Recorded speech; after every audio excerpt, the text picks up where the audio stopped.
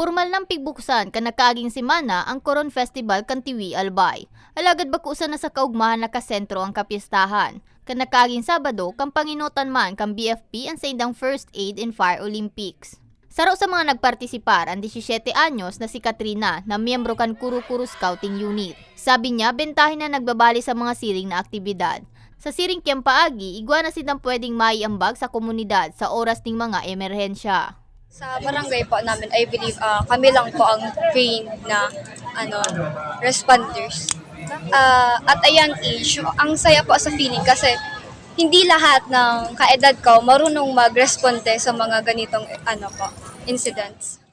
Ang 15 anyos na si Jenny Rose, daiman pinalampas ang aktibidad. Nakakaba po since first nga po. Pero po, expected po kasi ng group namin na palagi po kaming mauna para po yung mga na-practice po namin, ma-apply pa po namin and fresh pa po sa mind. Kaya medyo okay lang. Sigun kay Senior Fire Officer 4 Jean Monzon, tagapagtaram kan BFP Tiwi, hinina ay katulumbes nindang ginibo ang First Aid in Fire Olympics. Kung sa insaro sa pinakaobheto ninda, iyon mapabaskog ang kaaraman urog na ka mga tiwinhon pag-abot sa pagresponde sa mga emerhensya.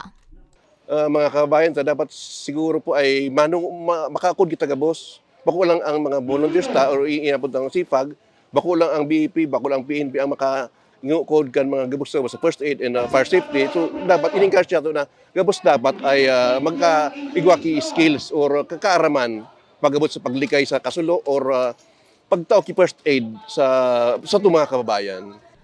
Mientras tanto, kamparehong aldaw, sabay man napigbuksan ng agri-booth sa Beer Plaza Lane. Tampok ang agricultural products na ginibo kan Tiwinhon farmers. Fisher Pook sa sinibapang producers.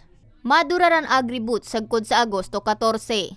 Sagkod Agosto 25 naman madurar ang kapistahan. Para sa mga baretang tatak Bicol, May Arango.